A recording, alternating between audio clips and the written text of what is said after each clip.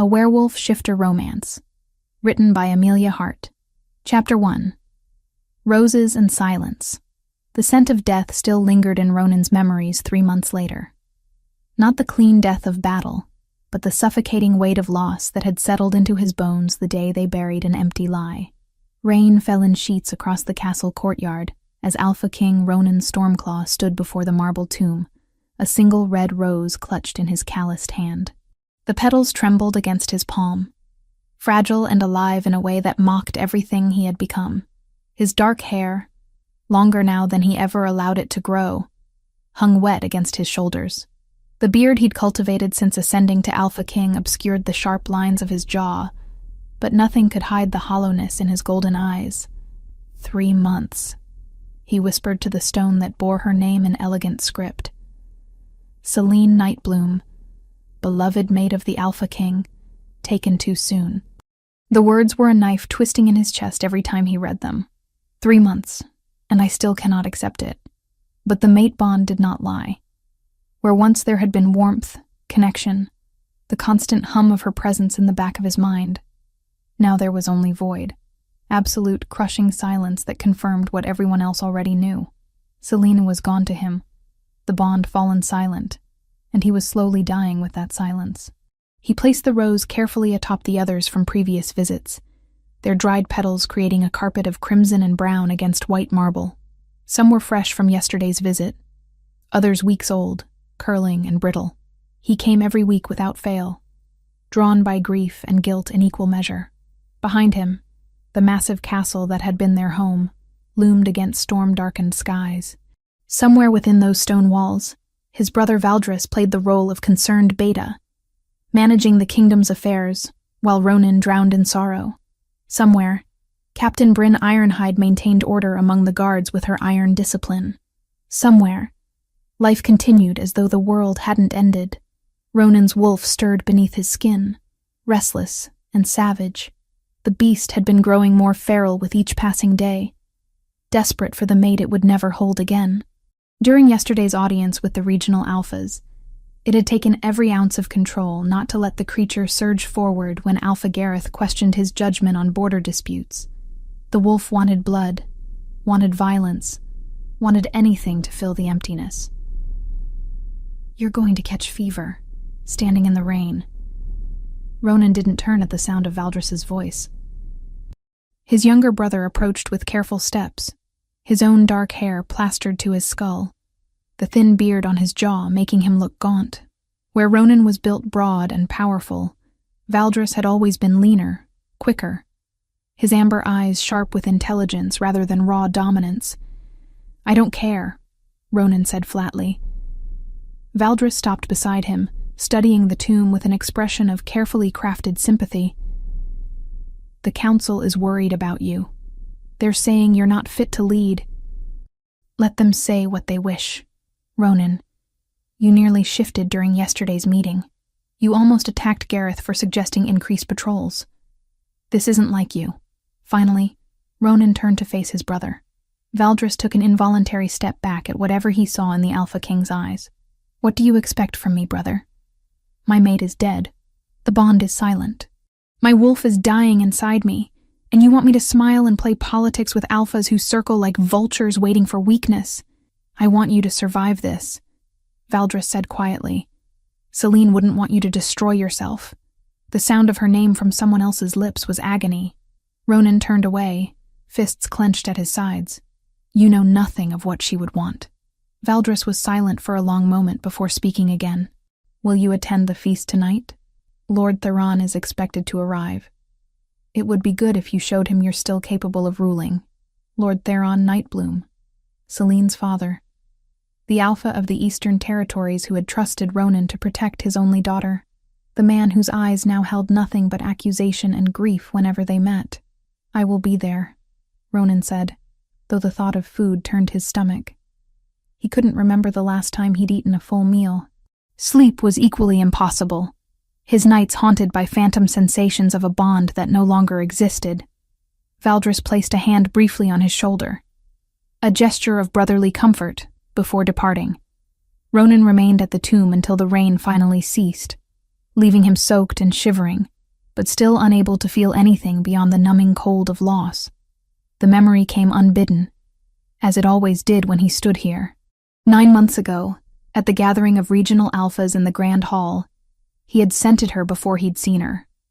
Wildflowers and moonlight, sweet and pure in a way that called to every primal instinct he possessed.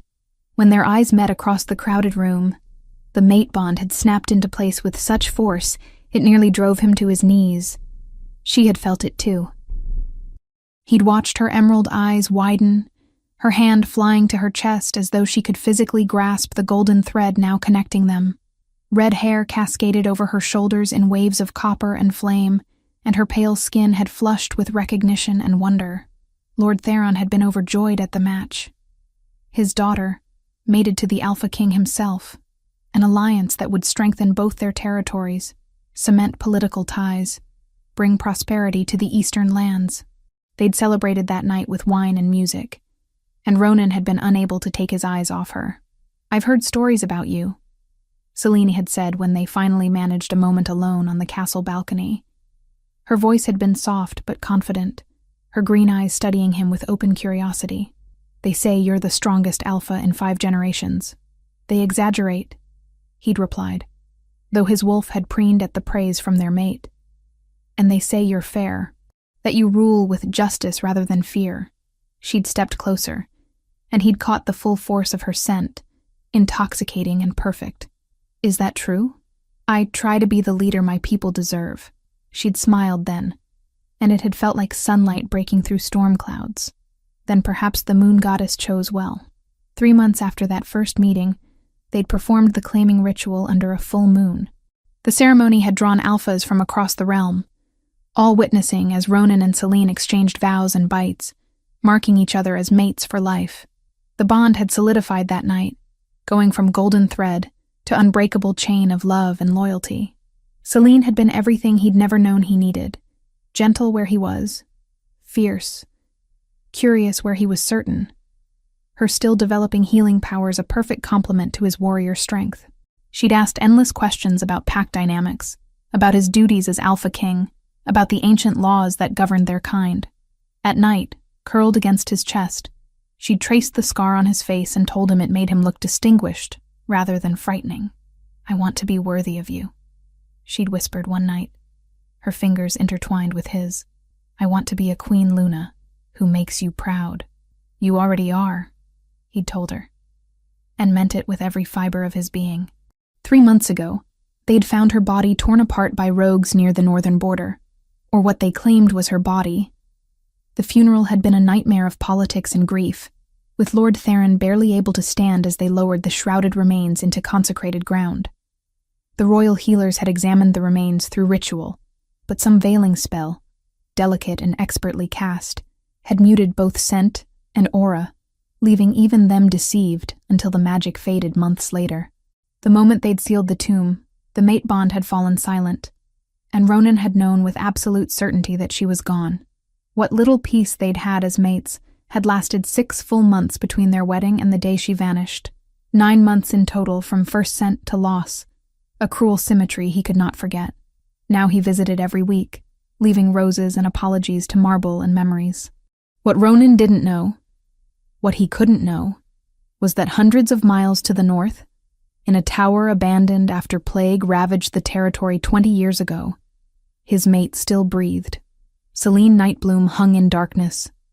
Silver chains wrapped around her wrists and ankles, the metal burning against her skin with constant agonizing pressure. The chains didn't just bind her body. They suppressed everything supernatural within her, cutting off her wolf, her healing powers, and most cruelly, the mate bond that might have let Ronan know she still lived. She had no idea how long she'd been here. Time had become meaningless in the dark. Days blurred into nights, marked only by the occasional visit from her captor, who brought water and stale bread but never answers. She was weak, confused, her mind struggling to understand how she'd ended up in this nightmare. The last clear memory she had was walking in the castle gardens, enjoying the afternoon sun, then nothing but darkness and pain, and the horrifying realization that she was utterly, completely alone. Footsteps echoed on stone stairs, and Seleni's heart raced with fear and desperate hope. The door creaked open, and a figure entered carrying a torch. The sudden light hurt her eyes after so long in darkness. "Awake, I see," the figure said, and Seleni's blood turned to ice. She knew that voice, knew it so well that recognition was a physical blow. "Why?"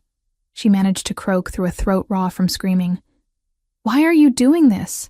Her captor smiled, stepping closer, amber eyes gleaming in the torchlight. "Because some things are worth more than loyalty, my lady. Some things are worth everything." Valdris Stormclaw set down the torch and approached with the bread and water that would keep her alive for another few days. Just alive enough to serve whatever twisted purpose he had in mind. Just alive enough to suffer, while her mate mourned a death that hadn't happened. While hundreds of miles south, Ronan placed roses on an empty tomb and slowly went feral with grief. Chapter 2. Whispers in darkness. The nightmare always began the same way. Corridors stretching too long, torches throwing treacherous shadows, her voice threading the dark. "Ronan, please." He ran and never reached her.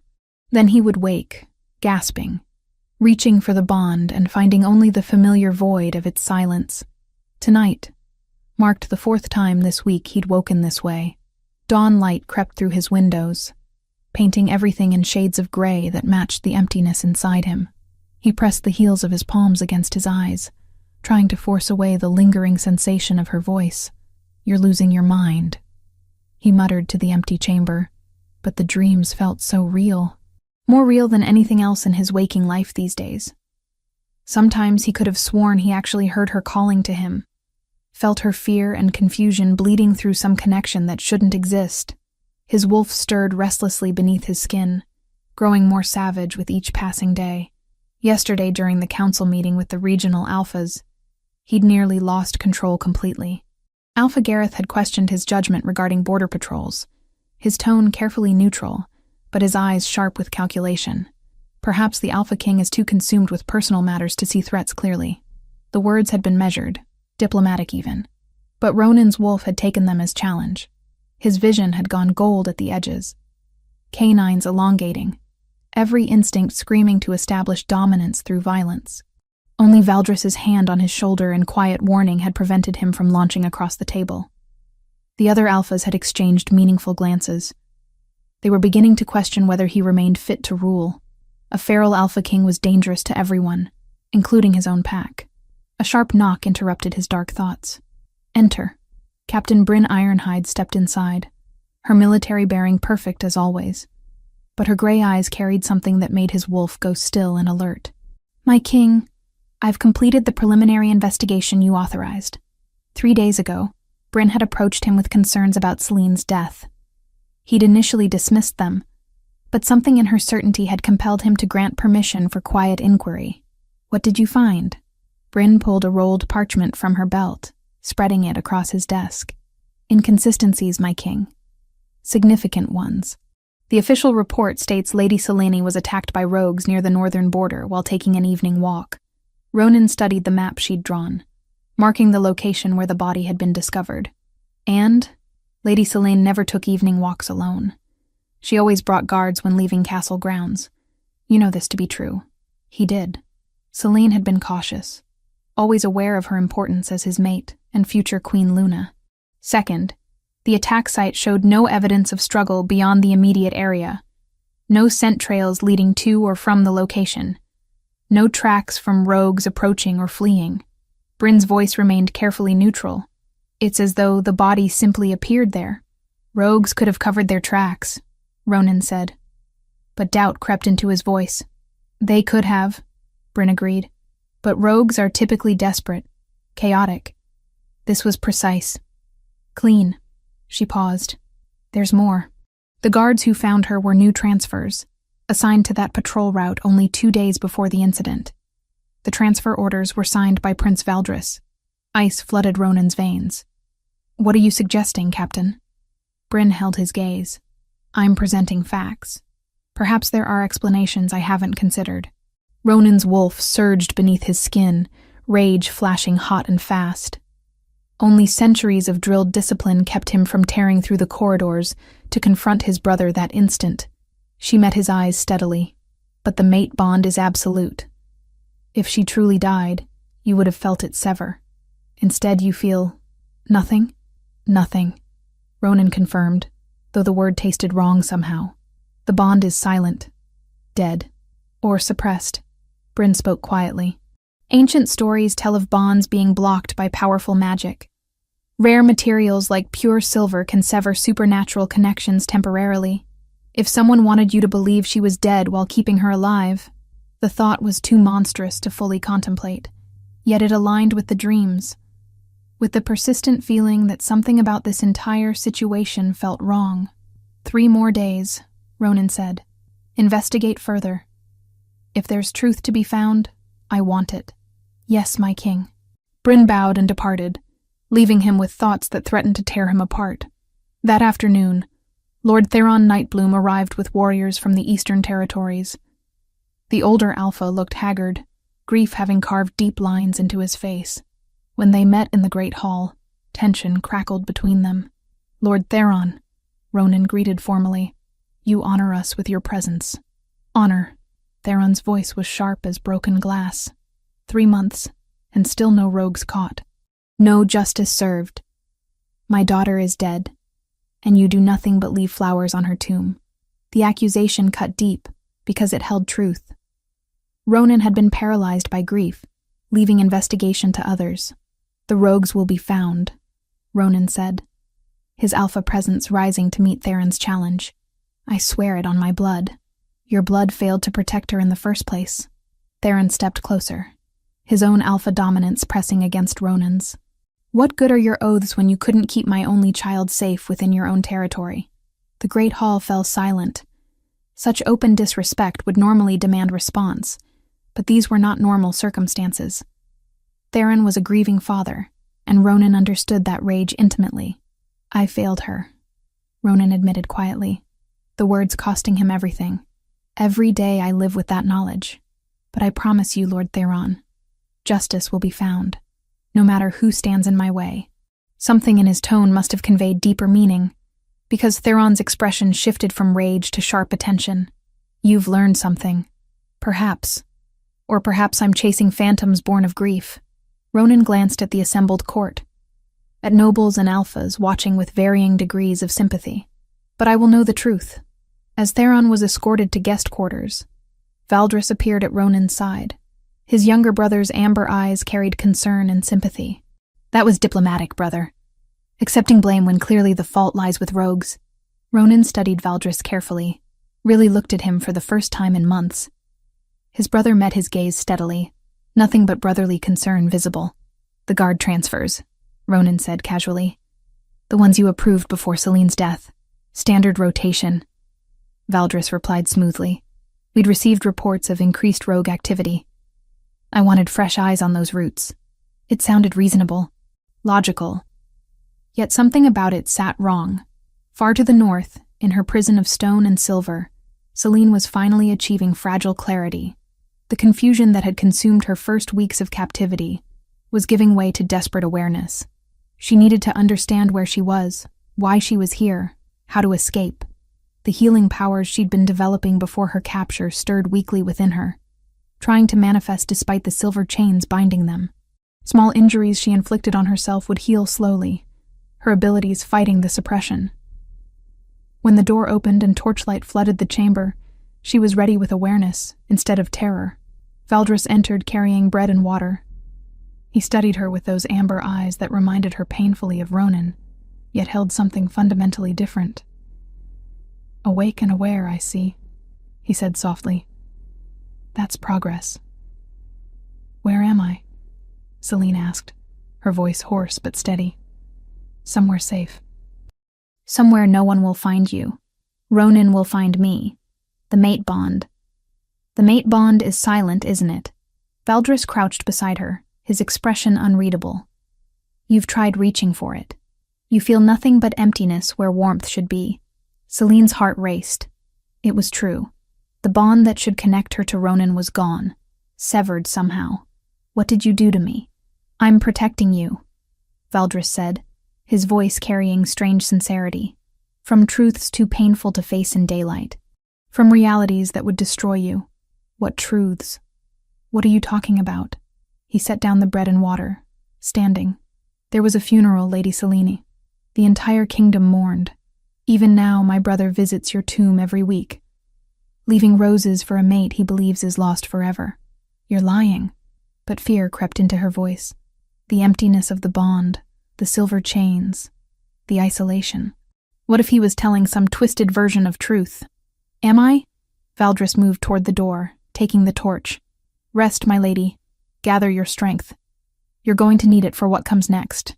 He left her in darkness, his words echoing like poison. Selene curled against the cold stone, reaching desperately for the mate bond and finding only void. But she refused to believe his enigmatic claims. Ronan would never abandon her, would never stop searching. She had to believe that, had to hold on to hope, even in this lightless prison where truth and lies twisted together until she could no longer tell them apart. Chapter 3. Secrets Unburied. Bryn returned 3 nights later with evidence that changed everything. Ronan stood in his private study as she spread documents across his desk, her expression grave in the candlelight. Outside, a storm was gathering, wind howling through the castle's ancient stones. We exhumed the tomb tonight, Bryn said without preamble. Under cover of darkness, with only my most trusted warriors present, Ronan's heart hammered against his ribs. And the body has no scent mark, my king. Every mate carries their partner's scent permanently, even in death. It's impossible to falsify. This corpse, she paused, choosing words carefully. It was created, not born. Magic was used to craft something that resembled Lady Selene, but it's not her. The room seemed to tilt beneath Ronan's feet. Hope, terrifying and painful, surged through him. You're certain? Absolutely. I brought our eldest healer to verify. She confirmed the body was constructed using shadow magic, an extremely rare ability. Bryn pulled out a smaller parchment. In the entire kingdom, only 3 individuals possess this power. 2 are elderly hermits living in the eastern mountains, far from court politics. The third, Valdris. Ronan finished, his voice hollow. Yes, my king. There is one more detail, Bryn added. The false body had been wrapped in a subtle cloak of shadow magic at the time of the funeral, enough to mute both scent and aura. Only once that veil decayed did our healers recognize the construct for what it was. Ronan turned away, staring out the window at gathering storm clouds. His brother, his trusted beta, the man who had stood beside him at the funeral, who had consoled him through the darkest days, who had managed the kingdom while grief consumed him. Perhaps there's an explanation, Bryn offered quietly. Perhaps someone else. No. Ronan's hands clenched into fists. The guard transfers he authorized. The convenient timing. His proximity to every decision made regarding her death. He turned back to face his captain. How long have you suspected him? Since the beginning, my king. But suspicion without evidence is merely paranoia.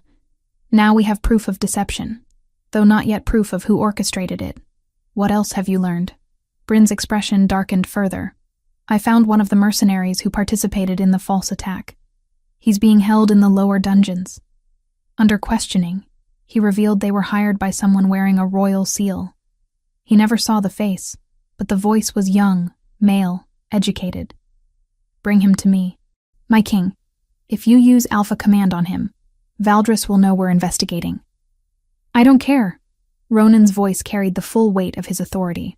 If my mate is alive somewhere, being held against her will, then every moment we waste is another moment she suffers. Bring the mercenary. Now. Bryn bowed and departed swiftly. Alone, Ronan pressed his palms against the stone windowsill, his mind racing. The mate bond was still silent, still empty. But if Selene lived, if she was being held somewhere with silver chains suppressing their connection, then that silence meant nothing. The dreams came back to him with new clarity, her voice calling his name, begging for help. What if they weren't nightmares at all? What if some deep part of him, some instinct that transcended even the mate bond, knew she still lived? The interrogation of the mercenary was brutal and efficient. The man, hardened by years of violence, broke within minutes under Ronan's alpha command. The supernatural compulsion stripped away lies and evasion, leaving only raw truth. I was hired to stage an attack. The mercenary gasped, sweat pouring down his face as he fought against the command forcing honesty. Create a scene that looked like rogues killed the Queen Luna. We were given a body, told to damage it beyond recognition, leave it where the patrol would find it. Who hired you? Ronan demanded, his voice layered with power that made the dungeon walls shudder. Never saw his face. He wore a hooded cloak, but his voice, educated, noble, young. He had the royal seal, proved he was authorized. The mercenary's resistance crumbled completely. He paid half in advance, promised the rest after the job was done. Said the Alpha King had enemies who wanted his mate dead, that we were preventing a worse fate for her. Where did you meet him? The old mill, 2 miles north of the castle. 3 nights before we staged the attack. Ronan released the command, and the mercenary collapsed, gasping. Captain Bryn, have this man held in isolation, no contact with anyone. If he speaks of this interrogation, his death will not be quick. Yes, my king. As they climbed back toward the main castle levels, Ronan's mind worked through the implications. The evidence pointed unmistakably toward Valdris, yet confronting him directly could be disastrous. If his brother had hidden Celine somewhere, a premature accusation might cause him to panic, to do something desperate. We need to find where he's keeping her, Ronan said. If she's alive, she's being held somewhere isolated. Somewhere Valdris can visit regularly without drawing attention. The Northern Territories, Bryn suggested. They've been largely abandoned since the plague 20 years ago. Few patrols, fewer witnesses. Have scouts search every structure in that region, discreetly. If Valdris suspects we're investigating, he might... Ronan couldn't finish the sentence. The possibilities were too horrible to voice. The next day brought fresh complications. 2 minor regional alphas, Gareth and Edmund, formally requested an extraordinary council meeting. The message was diplomatically worded, but the underlying meaning was clear. They questioned whether Ronan remained fit to rule. They sense weakness, Valdris said when he delivered the message to Ronan's chambers. Your grief has made you vulnerable in their eyes. They see an opportunity to challenge your authority. Ronan studied his brother carefully, searching for any sign of guilt or deception in those amber eyes. Valdris met his gaze steadily, concern etched across his features. If he was the architect of this nightmare, he was a masterful actor. Let them come, Ronan said. I'll remind them why I am Alpha King. Brother, you nearly shifted during the last council meeting. Your control is slipping. Perhaps you should postpone. I said let them come. The alpha command in his voice made Valdris take an involuntary step backward. For just a moment, something flickered across his brother's face. Resentment? Fear? But it vanished too quickly to identify. Far to the north, Celine had been marking time by Valdris's visits. She'd counted 12 since achieving clarity, which suggested roughly 2 weeks had passed. The chains still bound her, the silver still suppressed her powers, but she was learning to work within those limitations. When the door opened this time, she was ready with a performance. She'd discovered that Valdris responded better when she appeared broken rather than defiant. Please, she said softly as he entered with food and water. Please tell me what's happening. Why am I here? He studied her for a long moment before setting down his burden. You really don't remember the courts, do you? 2 years ago at the regional gathering. Your father brought you to discuss trade agreements. Celine searched her memory. She'd been 22, barely interested in politics, more concerned with her healing studies. I attended many gatherings. You wore green silk that day. Your hair was bound in braids. You laughed at something your father said, and the sound... Valdris's voice took on a distant quality. It was the most beautiful thing I'd ever heard. Horror crept up her spine. You've been watching me for 2 years? Watching. Waiting. Hoping. He moved closer, not quite touching her. Then Ronan met you at that cursed feast, and the mate bond snapped into place. Just like that, you belonged to him. You looked at him the way I dreamed you'd look at me. The mate bond isn't a choice, Celine said carefully. The moon goddess decides. The moon goddess is cruel, Valdris interrupted, bitterness sharp in his tone. She gives everything to my brother. The throne, the power, the respect. And you. Especially you. His hand reached out, stopping just short of her face. Do you know what it's like to want something so desperately that it consumes you? To watch it be given to someone else who doesn't appreciate how precious it is? Celine's mind raced. This was more than obsession. This was years of resentment, of jealousy festering into something dark and twisted. She needed to use it, to gain information she could use for escape. Where am I? She asked softly, making her voice vulnerable. Please, I need to understand. The Northern Territories. Old quarantine lands from the plague years. No one comes here anymore. It's perfect isolation. He seemed pleased by his own cleverness. I hired mercenaries to create the attack scene. Used shadow magic to craft a body that would pass initial inspection.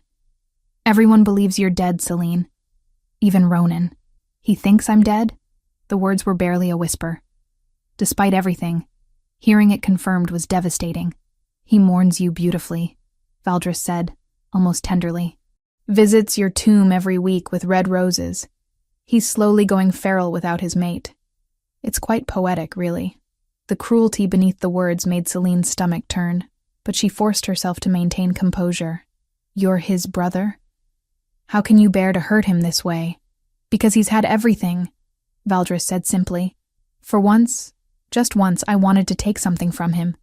To make him feel the loss I've lived with my entire life.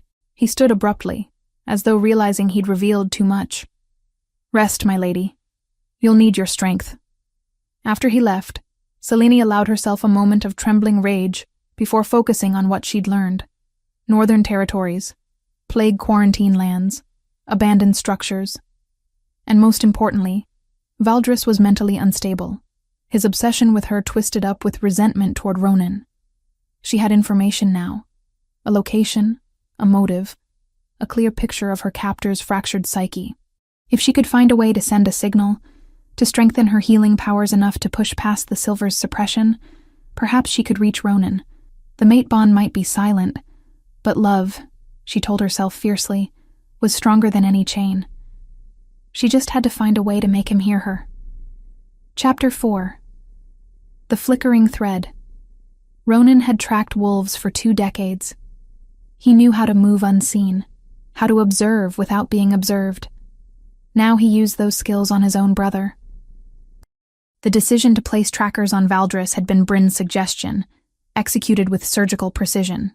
Tiny enchanted stones, no larger than grains of sand, attached to his brother's cloak during a casual embrace. They would report Valdris's movements for the next fortnight. What they revealed was damning. He travels north every 3 days, Bryn reported, spreading a map across Ronan's desk. Her finger traced a route that led deep into abandoned territories. Always alone, always to the same region. The old plague lands. Shadow veils masked his scent and blurred his trail. Enchantments subtle enough to evade routine patrol magic. Ronan studied the marked locations, his jaw tight. How long has this pattern existed? I cross-referenced with guard logs. Since 2 weeks before Lady Celine's supposed death. My king, he's been visiting that area for nearly 4 months. 4 months. Long enough to prepare a prison. Long enough to orchestrate a false death. Long enough to hide his mate somewhere no one would think to look. We ride tonight, Ronan said. You, myself, and 2 warriors you trust absolutely. No one else can know. My king, if Valdris discovers we're investigating, then we move quickly. Ronan's golden eyes held lethal promise. If she's alive, if she's being held in those ruins, every moment we delay is another moment she suffers. They departed under cover of darkness. 4 riders moving swiftly through forest paths that would leave no obvious trail. Ronan had chosen warriors who had served since before Valdris became Beta. Men whose loyalty was to the crown rather than individual princes. The journey north took 2 days of hard riding. They followed the tracker's signals, watching as Valdris's pattern became clear. He traveled to a specific tower, an old quarantine structure from the plague years, abandoned and forgotten by most of the kingdom. That's where she is. Ronan said with absolute certainty as they observed the tower from a concealed position in the forest. I can feel it. Bryn gave him a sharp look. The mate bond? No, not yet. Just instinct. But it was more than instinct. Something deep in his chest pulled toward that tower with magnetic insistence. They settled in to watch and wait, needing to understand the structure's defenses before attempting entry. It was during the third hour of observation that everything changed. Inside the tower, Selene had been counting heartbeats, measuring time by the rhythm of her own pulse. She'd discovered that her healing powers, though suppressed by silver, hadn't disappeared entirely. They gathered slowly, like water filling a cup drop by drop. When Valdris arrived this time, his agitation was immediately apparent. His movements were jerky, uncertain, his amber eyes darting around the chamber as though expecting to find someone else there. What's wrong? Selene asked, keeping her voice carefully neutral. Nothing. Everything. He set down food and water with less care than usual. Your mate is asking questions. Captain Bryn has been investigating. They're getting too close. Fear and hope warred in Selene's chest. Ronan was searching. He hadn't given up. Perhaps you should let me go, she suggested softly, before this becomes worse for everyone. Let you go? Valdris laughed, but there was no humor in it. You're the only thing I have that's truly mine. The only thing my brother can't take back. He moved closer, studying her face. Do you know what it's like to always be second? To watch someone else receive everything you've ever wanted? I know what it's like to be trapped, Selene said. To have no choice in your own fate. Something in her words seemed to reach him. His expression softened marginally. You need to trust me, Selene. I'm protecting you from truths that would break you. What truths? Instead of answering, Valdris knelt beside her. I'm going to loosen the chains for a while. You've been cooperative, and I want you to see that I'm not the monster you think I am. Selene's heart raced as he reached for the silver chains binding her wrists. This was the opportunity she'd been waiting for, the chance she needed. The moment the silver separated from her skin, power flooded through her system with overwhelming force. The healing abilities she'd been developing before her capture, suppressed for 3 months, exploded outward in response to sudden freedom. Golden light emanated from her hands, warm and brilliant in the darkness. Selene gasped as the energy coursed through her body, instinctively directing it toward the damages accumulated during captivity. Bruises faded, cuts sealed, the constant ache in her limbs dissolved. But more than physical healing occurred. The power sought out other injuries, other suppressions. It pushed against the invisible barriers that had been keeping her isolated, and for the first time in 3 months, Selene felt it. A pulse. Distant. Faint. Barely more than a whisper against her consciousness, but undeniably there. The mate bond, so long silenced, flickered weakly back to life. The sensation was so unexpected, so overwhelming that she cried out. The sound was part joy, part desperation, a call she couldn't control even if she wanted to. What's happening? Valdris demanded, reaching to replace the chains. But Selene barely heard him. She focused everything she had on that fragile connection, pouring her consciousness toward it, willing it to grow stronger. Miles away, in the forest surrounding the tower, Ronan went absolutely still, every muscle in his body locked as something impossible happened. Where there had been only void for 3 months, where the mate bond had been silent as death itself, suddenly there was something, a pulse. Faint as a candle flame in a storm, barely perceptible, but real. His wolf surged forward with recognition and triumph. The beast knew, even if his human mind struggled to accept it, that was Selene. Alive. Close. My king! Bryn's voice seemed to come from very far away. Ronan pressed his hand against his chest, feeling for that impossible sensation. It was so weak he could almost believe he'd imagined it. But his wolf wouldn't be fooled. The creature inside him, feral and desperate for months, suddenly focused with predatory clarity. She's in there, he breathed. She's alive, and she's in that tower. Are you certain? As certain as I am of my own heartbeat. The pulse came again, slightly stronger, carrying an emotion he recognized intimately. Fear, yes, but also fierce determination. His Celine, fighting even in captivity. The connection faded as quickly as it had appeared, leaving him gasping with loss. But it had been enough. Enough to know with absolute certainty that she lived. Enough to confirm that every suspicion, every investigation, every moment of doubt had been justified. We go in tonight, Ronan said, his voice carrying the full weight of alpha command. Prepare for assault. Whatever guards or defenses that tower holds, we breach them. I'm not leaving without my mate. Bryn nodded sharply, moving to brief the warriors. Ronan remained frozen, his hand still pressed against his chest, trying desperately to feel that connection again. But it was gone. Suppressed once more by whatever silver bound her. Inside the tower, Valdris had replaced the chains, the silver once again cutting off Celine's abilities. She slumped against the stone wall, exhausted, but triumphant. What was that? Valdris demanded. His earlier agitation transformed into open fear. What did you do? Nothing. Selena lied, but she couldn't keep the small smile from her lips. Just healing. As you said, I needed to restore my strength. But she had done so much more. For just a moment she had broken through the suppression. For just a moment she had touched the mate bond, and felt Ronan on the other end of it. He knew. She was certain of it.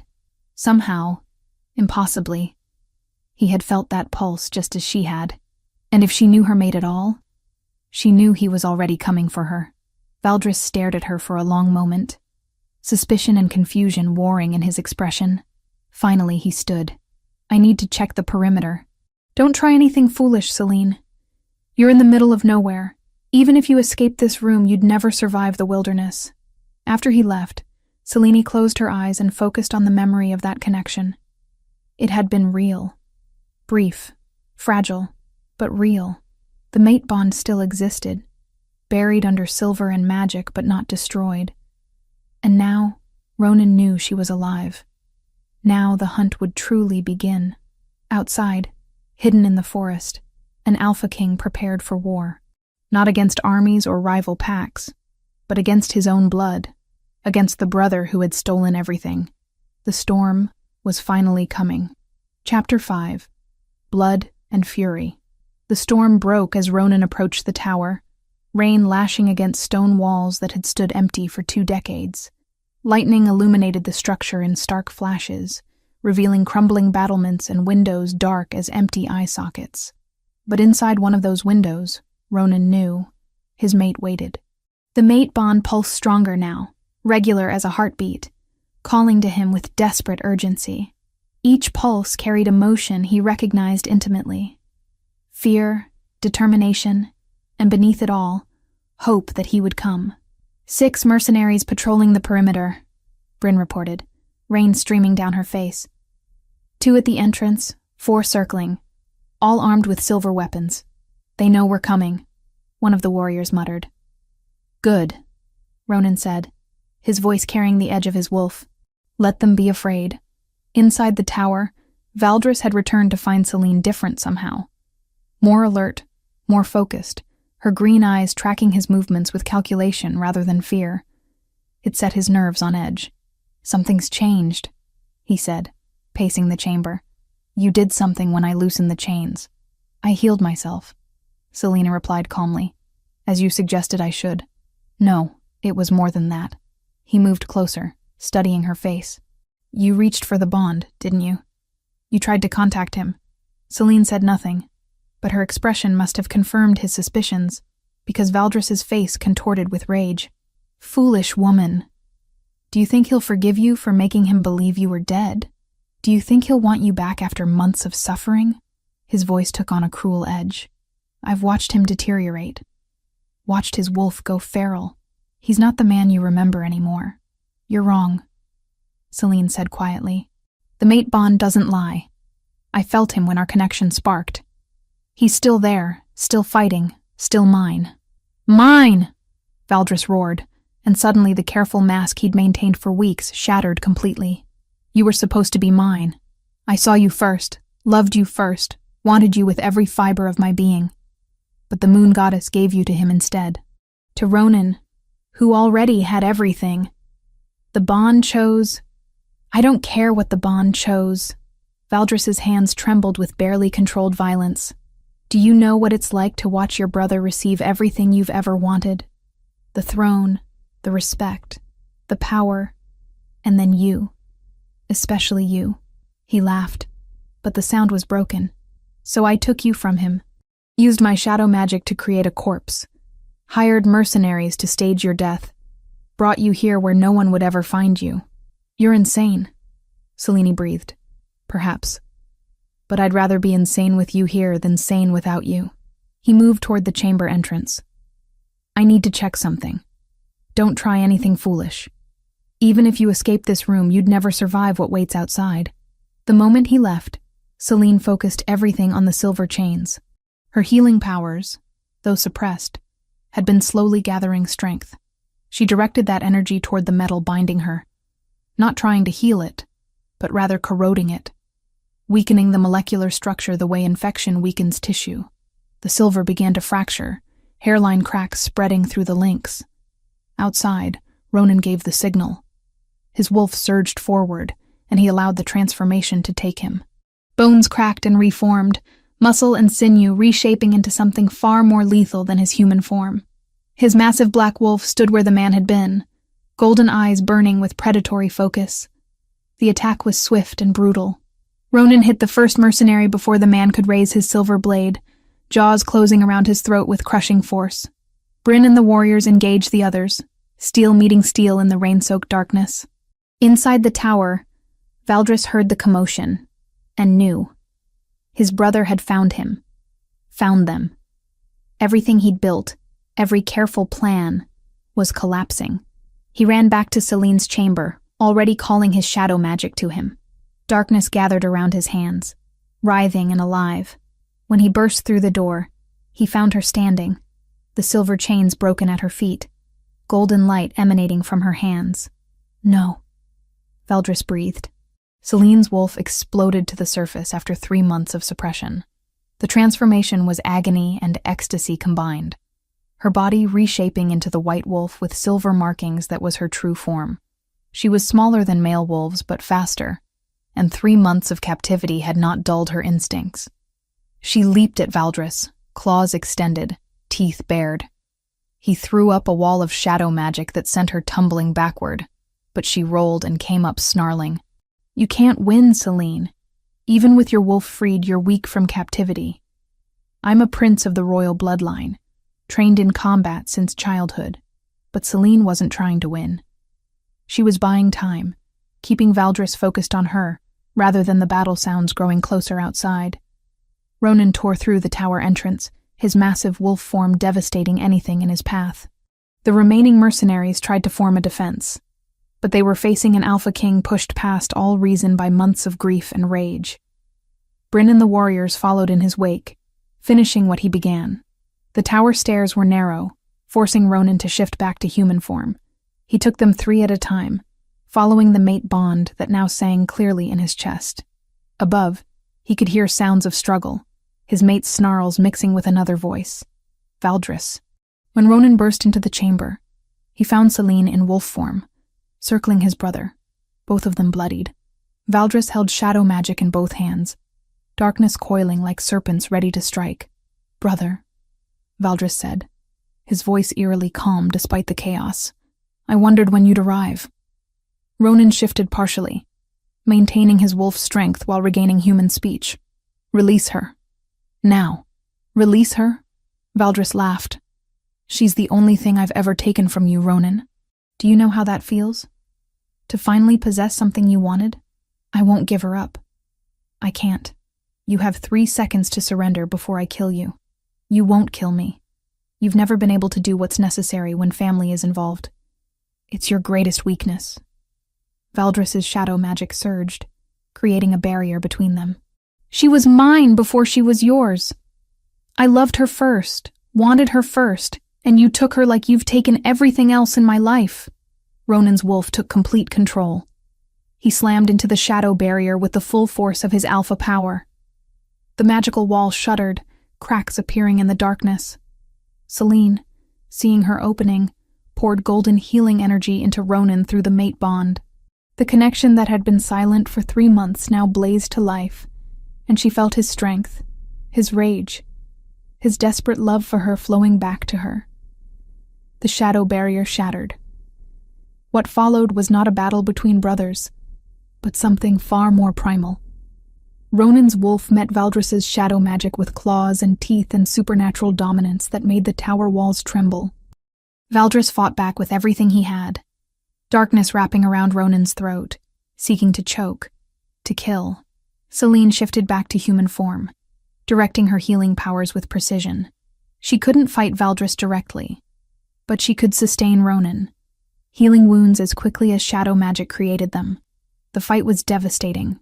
Stone crumbled, ancient timbers groaned. The tower itself seemed to protest the violence within its walls. Valdris's face was a mask of madness and grief, years of resentment pouring out in every strike. But Ronan was the Alpha King for a reason. He was stronger, faster, and most importantly, he was fighting for something beyond himself. When he finally pinned Valdris to the ground, jaws around his brother's throat, the fight was over. "Do it," Valdris gasped, blood streaming from multiple wounds. "Kill me. It's what I deserve." Ronan's wolf wanted to. Every instinct screamed to end the threat, to punish the male who had stolen his mate and caused 3 months of agony. But as he looked into his brother's eyes and saw pain that mirrored his own, he couldn't complete the killing blow. He shifted back to human form, his hand around Valdris's throat instead of jaws. "No.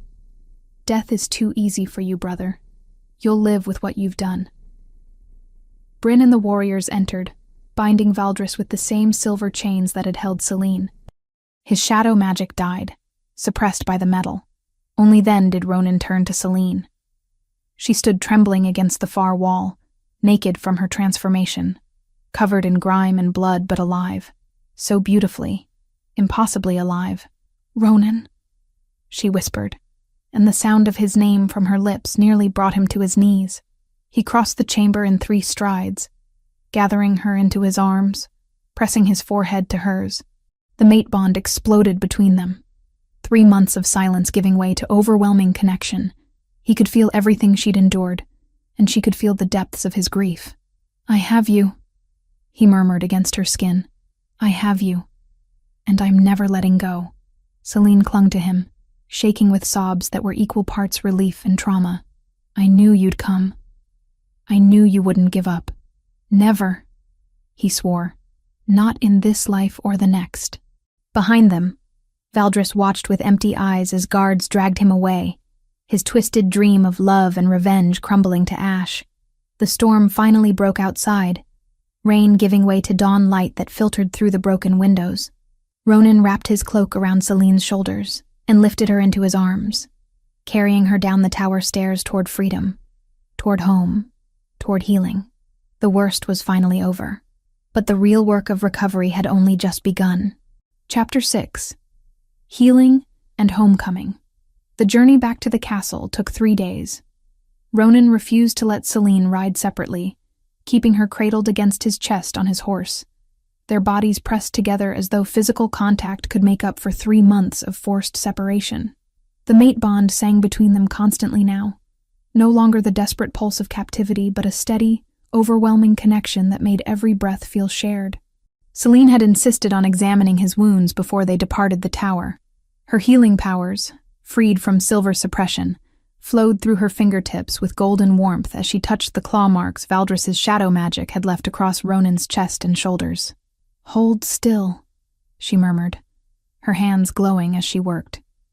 The injuries sealed beneath her touch, tissue knitting together faster than natural healing would allow, but Ronan barely noticed the physical repairs.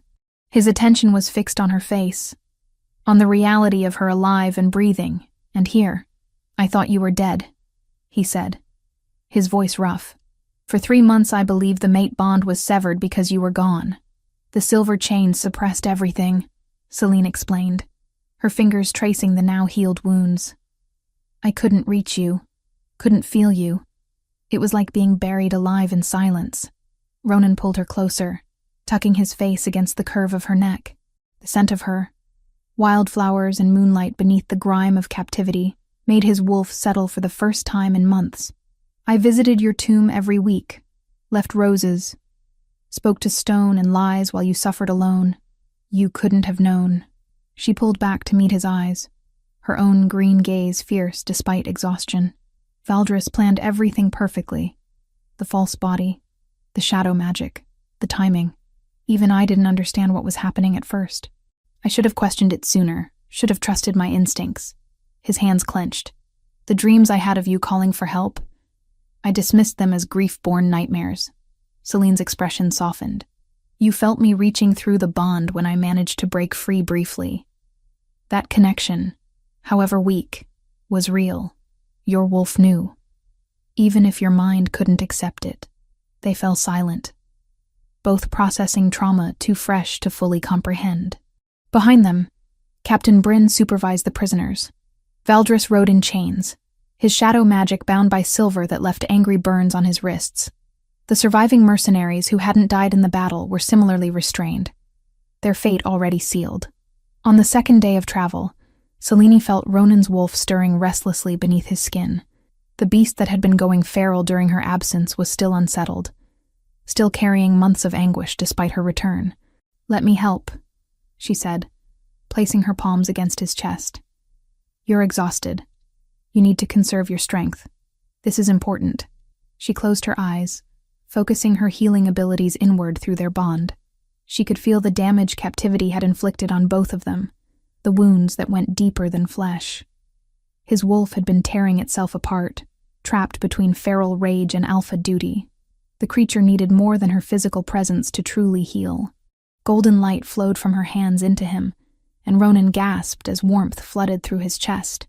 The healing energy sought out the ragged places in his soul where grief had carved deep channels. She couldn't erase the memory of pain, but she could soothe the raw edges, help his wolf understand that the nightmare was over. Celine, he breathed, and she felt his wolf finally, truly settle. The feral edge that had been threatening to consume him dissolved under her touch, replaced by the calm certainty of a mate bond restored. When she opened her eyes, his golden gaze was clear in a way it hadn't been since before her disappearance. How did you do that? Healing isn't just about physical wounds, she said softly. The mate bond carries emotional damage too. I can't fix everything, but I can help ease the worst of it. He pulled her against him, and they stayed that way for a long moment, both drawing strength from the connection that had nearly been destroyed. The castle came into view on the third day, its towers rising against afternoon sky. Word of their approach had traveled faster than their horses, and the courtyard was already filling with people as they rode through the gates. Lord Theron was the first to reach them. The older alpha looked haggard, his face etched with lines of grief that 3 months of mourning had carved deep. When he saw Celine alive in Ronan's arms, his legs nearly gave out. "Father," Celine said, her voice breaking. Ronan dismounted carefully, helping Celine down, and stepped back as father and daughter came together. Lord Theron's embrace was desperate, his large frame shaking with sobs he'd held back for months. "I thought I'd lost you," Theron choked out. "My only child, my daughter. They told me you were dead. I'm here," Celine whispered against his shoulder. "I'm alive. I'm home." The reunion drew tears from many assembled witnesses. Ronan watched with his own eyes burning, guilt twisting in his chest at the memory of Theron's accusations. The older alpha had blamed him for failing to protect Celine, and he'd been right to do so. When Theron finally pulled back, his eyes found Ronan. For a moment, tension stretched between them. Then the Eastern Alpha stepped forward and gripped Ronan's shoulder. "Forgive me," Theron said roughly. "The words I spoke in grief, the blame I placed on you. You found her. You brought her home. You had every right to question me," Ronan replied. "She was taken under my protection. The fault lies with my own blood." They stood together in shared understanding of what had been nearly lost, of betrayal that cut deeper than any physical wound. Around them, the castle buzzed with activity as word spread. The Queen Luna lived, The Alpha King had found her. The impossible had become real. The great hall filled rapidly as nobles and warriors gathered to hear the full account. Ronan stood at the high table with Selene at his side, his hand never leaving hers, while Bryn delivered the official report. Prince Valdris orchestrated Lady Selene's abduction and staged her death using shadow magic and hired mercenaries, Bryn announced, her voice carrying clearly. He held her prisoner in the abandoned northern territories for 3 months. The Alpha King tracked him there and rescued his mate. Valdris is now held in the dungeons awaiting formal judgment. Shocked murmurs rippled through the assembled crowd. Valdris had been trusted as Beta, as the Alpha King's right hand. The betrayal was incomprehensible to many who had served alongside him for years. "What of the mercenaries who participated?"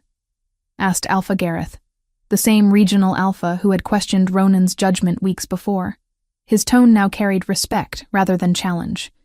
"Those who survived the assault have been executed for treason against the crown," Bryn stated flatly. "The guards who were complicit in the deception, who helped create the false discovery of Lady Selene's body, have been interrogated. 3 were found to have knowingly participated. They were executed.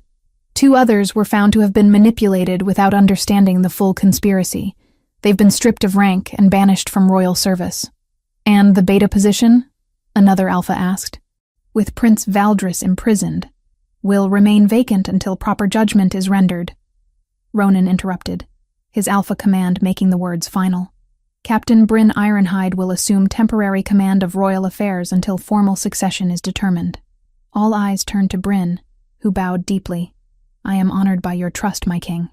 That evening, once the formalities concluded, Ronan finally allowed himself to truly look at Selene in the privacy of their chambers. The rooms they had shared before her abduction, preserved exactly as she'd left them, waiting for a return everyone else had believed impossible. She stood by the window in fresh clothing, her red hair clean and braided, but he could see the way her hands trembled slightly, the shadows beneath her eyes that spoke of trauma not easily overcome.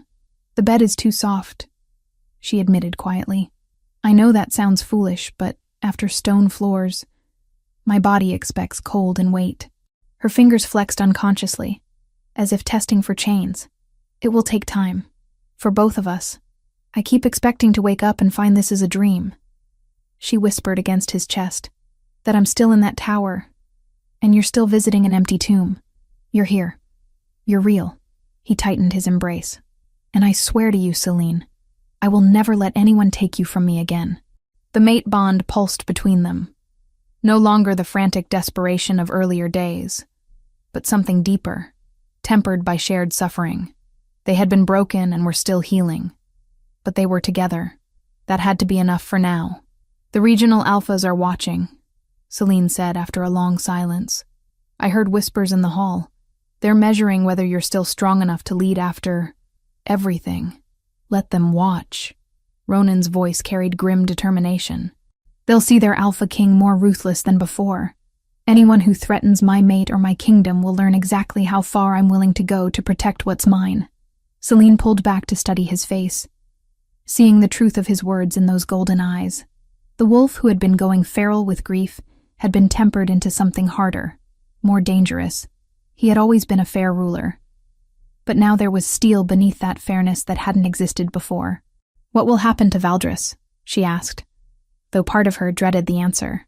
"A formal trial before the Council of Regional Alphas, public testimony of his crimes, then judgment." Ronan's jaw clenched. "He wanted you enough to destroy everything. He'll face consequences proportional to his betrayal. He's your brother. He stopped being my brother the moment he put chains on you." The words were final, absolute. Whatever bond of blood had existed between the Stormclaw princes, Valdris's actions had severed it completely. They stood together as night fell over the castle, 2 souls learning to be whole again after months of living as broken pieces. Some nights she woke choking on air that wasn't a cell's, palms pressed to her throat as if silver still burned there. On those nights he simply held her and counted heartbeats with her until dawn. Outside their window, the kingdom settled into cautious relief. The Queen Luna had returned. The Alpha King's strength had been proven, but everyone knew the hardest test was still to come. Justice demanded blood, and Valdris would pay for his crimes before the realm. Chapter 7. Justice and Renewal. The Great Hall had been transformed for judgment. Every regional alpha within 3 days' ride had answered the summons, their presence filling the vast chamber with supernatural power that made the air itself feel heavy. Lord Theron stood among them, his expression carved from stone. Captain Bryn commanded the guard contingent, her warriors positioned strategically throughout the space. At the center of it all, bound in silver chains that left angry burns across his wrists and ankles, stood Valdris Stormclaw. Ronan sat on the throne he'd inherited from his father, Selene at his right hand. The mate bond between them pulsed steady and strong, a constant reminder of what had nearly been destroyed. His wolf, finally settled after months of feral rage, watched through his golden eyes with predatory focus. "Bring forth the evidence," Ronan commanded, his voice carrying the weight of alpha authority that made even the other regional leaders straighten in their seats. Bryn stepped forward, her presentation methodical and damning. Written testimony from the mercenaries executed for their participation, given under alpha command and verified by 3 witnesses. They confirm being hired by a hooded figure bearing the royal seal to stage Lady Selene's death. She laid parchment after parchment on the evidence table. The silver chains used to bind Lady Selene and suppress her abilities in mate bond. Examination by our eldest healer confirms they were crafted specifically for that purpose, commissioned 3 months before the abduction. More documents followed. The exhumed body, confirmed by multiple healers to be a construct created by shadow magic rather than natural birth. Only 3 individuals in the kingdom possess this rare ability. 2 are elderly hermits with alibis. The 3rd is the accused. Finally, Bryn produced a small velvet pouch. The royal seal found in Prince Valdris's private chambers, bearing traces of wax used on documents given to the mercenaries. The evidence was overwhelming, irrefutable. Around the hall, the assembled alphas exchanged grim looks. This was no mere crime. This was betrayal at the highest level, an attack on the sacred mate bond itself. "Prince Valdris Stormclaw," Ronan said, his voice echoing through the silent hall. "You stand accused of abduction, conspiracy, treason against the crown, and desecration of the mate bond. The evidence speaks clearly. What say you to these charges?" Valdris lifted his head, and something in his eyes made Selene's breath catch. There was no remorse there, no shame, only a terrible, broken certainty. "I don't deny them," he said, his voice carrying clearly despite the silver's weakening effect. "Every word is truth. I orchestrated everything. The mercenaries, the false body, the shadow magic construct. I took Selene from him because he's taken everything from me my entire life." A collective intake of breath rippled through the hall. An admission of guilt so complete left no room for political maneuvering or clemency. "You are my brother," Ronan said. And for the first time, his voice carried pain rather than command. "I trusted you as Beta, as blood, as the one person who should have stood beside me against all threats." "Why?" "Because you don't understand what it's like." Valdris's composure finally cracked, years of resentment pouring out. "To always be second, to watch you receive the throne, the respect, the power. To see Selene look at you with love I would have killed for. Do you know I met her first? 2 years before your cursed feast. I saw her at her father's court, and I knew she was meant to be mine. But the moon goddess gave her to you instead, just like she's given you everything else." His voice rose, desperate and bitter. "So, I took her. I made you feel what I've felt my entire life. Loss, grief, the knowledge that what you want most in this world belongs to someone else." The hall remained silent as Valdris's confession echoed off stone walls. When he finished, he slumped in his chains, suddenly looking smaller, broken. Alpha Gareth stood from his seat. "The crimes are confessed. The evidence is absolute. I call for judgment." One by one, the regional alphas rose, their voices joining in agreement. Ronan looked at each of them, then at Selene, whose hand he held tightly. Through their bond, he felt her pain, her understanding that what came next was necessary, but would carry its own weight. "The council will deliberate," Ronan announced. "Guards, remove the prisoner." The deliberation lasted 2 hours. When the alphas reassembled, Their verdict was unanimous. Valdris Stormclaw, formerly Beta of the Realm and Prince of the Royal Bloodline, Ronan pronounced, standing so all could witness. You are hereby stripped of your title and position. You are sentenced to permanent exile beyond the northern borders of the kingdom. Your shadow magic, the power you use to perpetrate your crimes, will be bound through ritual seal. You will live as rogue, without pack, without protection, for the remainder of your natural life. This sentence begins immediately. As the guards moved to take him, Celine felt no triumph and no pity, only the clean ache of a wound finally cauterized. Justice did not return stolen time, but it stopped the bleeding. Valdris's face went pale. For a wolf of noble birth, being forced into rogue existence was a fate many considered worse than death. No pack meant no protection, no status, no identity beyond basic survival. Brother, he whispered, but Ronan's expression remained implacable. You ceased being my brother when you put chains on my mate. Be grateful I'm allowing you to live at all. The ritual to seal Valdris's shadow magic was ancient, requiring 3 experienced practitioners working in concert. They gathered in the castle's courtyard under moonlight, the silver-bound prisoner kneeling at the center of a chalk-drawn circle covered in runes. Celine stood beside Ronan, her hand in his. As the ritual began, the practitioners chanted in the old tongue, their combined power weaving invisible bonds around Valdris's core, where his shadow magic resided. His screams echoed through the courtyard as the sealing took hold. The magic that had been part of him since birth was being locked away, rendered inaccessible. It wasn't removal, which would kill him, but imprisonment that would leave him essentially powerless. When it finished, Valdris collapsed forward, gasping. The practitioners confirmed the seal was complete and permanent. At dawn, Valdris was escorted to the northern border by a contingent of warriors. Ronan and Celine watched from the castle walls as the party departed, taking with them the last remnant of betrayal. Do you regret it? Celine asked quietly. Not executing him? No. Death would have been mercy he didn't deserve. Now he'll spend every day remembering what his obsession cost him. Ronan pulled her closer. Besides, we have more important matters to address. That night, under the full moon, they prepared for the renewed claiming ritual. This ceremony would be different from their original bonding 6 months ago.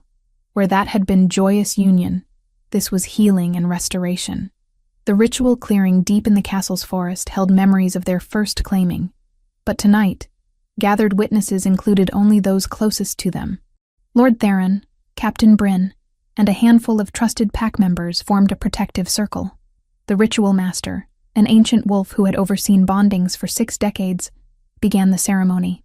Mate bonds are sacred, given by the moon goddess herself. When such a bond is damaged by trauma, by separation, by suppression, it requires healing rather than simple maintenance. Ronan and Celine faced each other, hands clasped. The mate bond between them pulsed strong, but they could both feel the ragged edges where 3 months of forced silence had left scars. Ronan Stormclaw, Alpha King, do you accept this mate bond fully? Do you choose to heal what has been broken, to strengthen what has been damaged? I do, Ronan said, his golden eyes never leaving Celine's face. With everything I am. Celine Nightbloom, Queen Luna, do you accept this mate bond fully? Do you choose to heal what has been broken, to strengthen what has been damaged?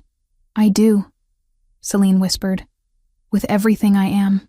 The ritual master nodded, then let the healing begin. Celine felt her healing powers surge as the ritual activated them. Golden light flowed from her hands where they touched Ronan's. But this time it wasn't just physical healing. The energy poured through the mate bond itself, seeking out every place where their separation had left damage.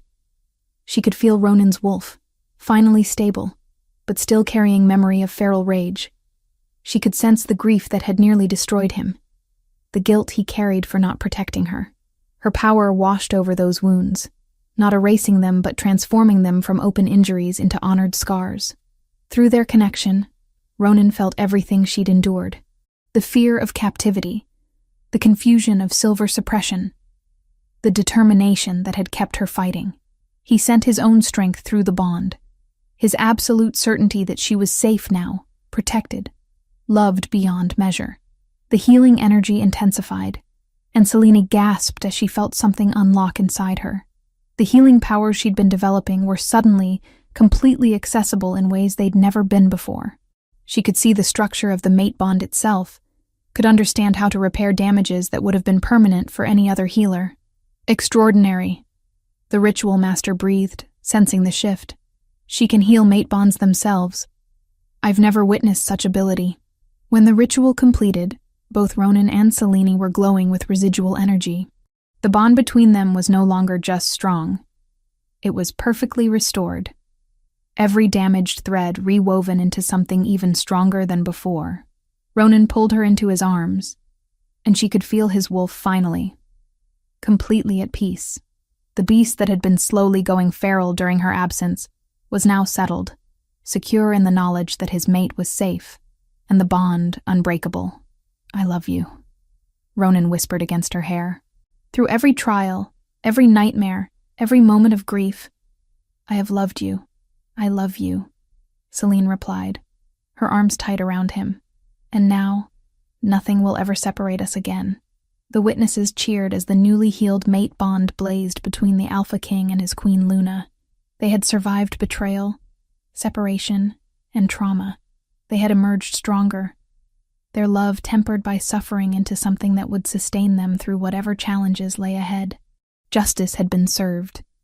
Healing had begun.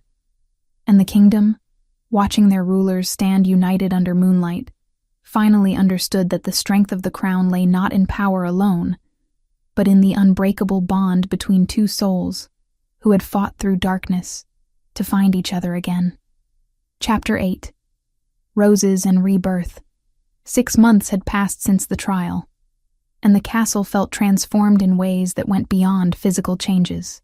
Spring had given way to summer, then autumn, and now early winter painted the kingdom in frost and promise. The corridors that had once echoed with Ronan's grief-stricken footsteps now carried the sounds of purposeful activity, of a realm healing alongside its rulers. Ronan stood at the window of his study, watching Selene in the courtyard below. She moved among a group of wolves who had gathered at her newly established sanctuary, her hands glowing with golden light as she worked her healing abilities.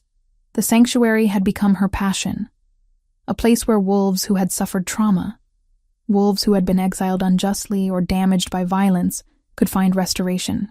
She's remarkable, Captain Bryn said from the doorway. The newly appointed High Commander of the Royal Forces wore her rank with the same efficiency she'd brought to every task. Her promotion had been unanimous among the regional alphas, recognizing both her loyalty and her crucial role in uncovering Valdris's conspiracy. She is, Ronan agreed, his voice carrying pride that had nothing to do with politics. Through the mate bond, he could feel Selene's satisfaction as she helped a young wolf whose pack had been destroyed by rogues. The healing she offered went beyond physical wounds, touching the damaged places in hearts and souls that might never have recovered otherwise.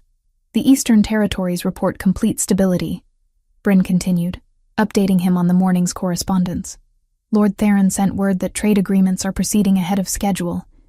He'll be visiting next month for the winter festival. The relationship between Ronan and his mate's father had been completely restored.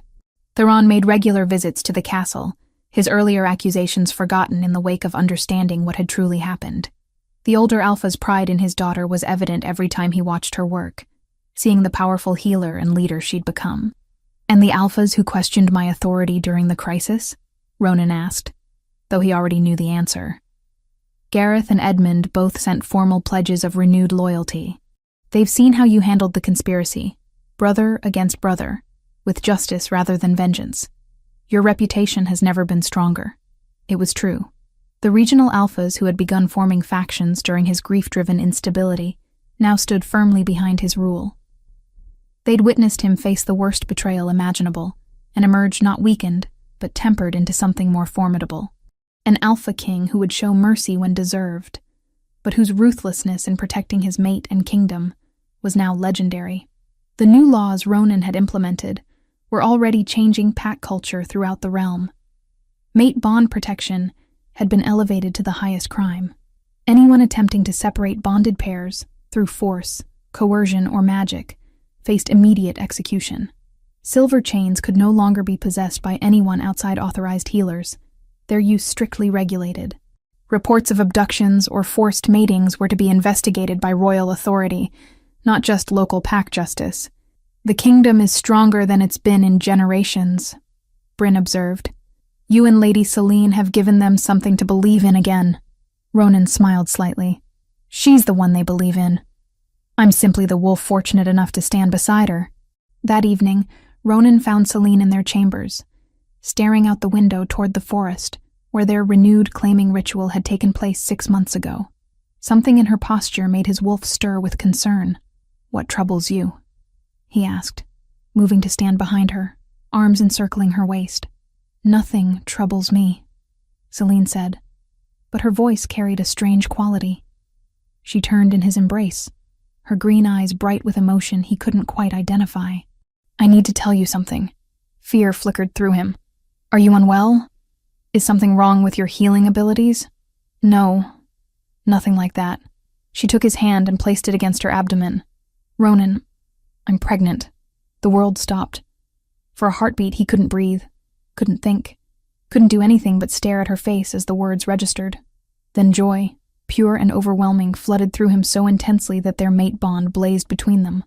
"Pregnant," he repeated, his voice barely a whisper. "You're certain?" The healer confirmed it this morning, 3 months along, which means it happened after the renewed claiming ritual. Her smile was radiant. "We're going to have a child, Ronan. An heir for the kingdom." He pulled her against him, one hand cradling the back of her head, while the other rested protectively over where their child grew. The heir the kingdom needed, the continuation of their bloodline, the living proof that love could survive even the darkest betrayal. "I love you," he said against her hair. "Moon above, Celine. I love you more than I have words for." "I love you too," she whispered back. "And I'm not afraid anymore. Not of the future. Not of what comes next. We've survived the worst. Everything else we'll face together." That night, they made the journey to the memorial that had once been an empty tomb. The marble structure still stood in the castle cemetery, but its purpose had been transformed. Where before it had held lies and false grief, now it served as a monument to all those lost to betrayal and conspiracy. Names had been carved into the stone, wolves who had died in the rogue attacks that Valdris had orchestrated, mercenaries who had been executed for their crimes, even the guards who had been complicit. It was a place of memory and warning, a reminder that justice must always triumph over personal ambition. Ronan carried a single red rose, the same type he'd left every week during those months of false mourning. But tonight's offering was different. This wasn't grief. This was celebration, gratitude, recognition of how far they'd traveled from that dark place. "I used to come here every week," Ronan said quietly, standing before the memorial with Celine at his side. "I would leave roses and speak to silence, believing you were gone forever." "And now?" Celine asked, her hand finding his. "Now, I understand that some bonds are stronger than death, stronger than distance, stronger than any magic or manipulation that tries to break them." He placed the rose at the base of the monument, not in sorrow, but in acknowledgement. The mate bond found a way to survive even when everything tried to destroy it. Celine rested her head against his shoulder, one hand unconsciously moving to her abdomen where their child grew. "Do you think Valdris knows? Out there beyond the borders, stripped of his power and his position? Do you think he understands what he lost?" "I don't know," Ronan admitted, "and I find I no longer care. He made his choices. We made ours. His story ended with exile. Ours continues with hope." They stood together in comfortable silence, watching moonlight paint the memorial in silver and shadow. Around them, the castle grounds were peaceful, the kingdom settled into security it hadn't known in months.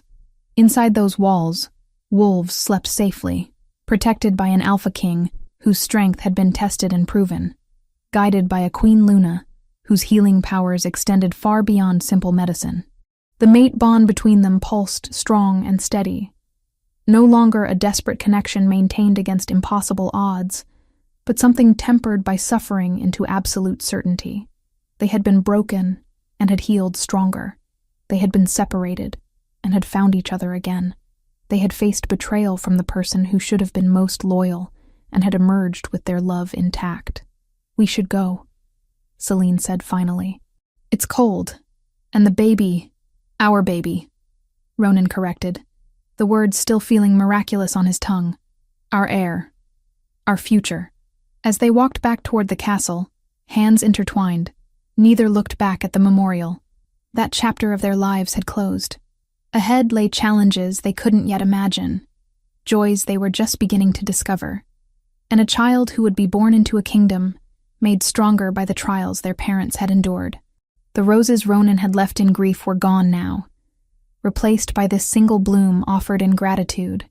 He would not return to this place weekly anymore. There was no need. The past had been honored, the lost had been remembered, and the future awaited with open arms. Inside the castle, preparations were already beginning for the announcement of Celine's pregnancy. The kingdom would celebrate with festivals and feasts. The regional alphas would send gifts and pledges, and the line of succession would be secured. But for now, in these quiet moments before dawn, it was enough to simply walk together through frost-touched gardens, feeling the mate bond pulse between them like a second heartbeat. They had survived the worst that betrayal could inflict. They had healed wounds that should have been fatal. They had proven that love, when tested by fire, emerged not as ash, but as steel. And now, with a child growing beneath Selena's heart and a kingdom flourishing under their joined rule, they stood ready to face whatever the future might bring. Together, as they were always meant to be. Eternal, unbreakable, whole. The nightmare was over. The dream was just beginning.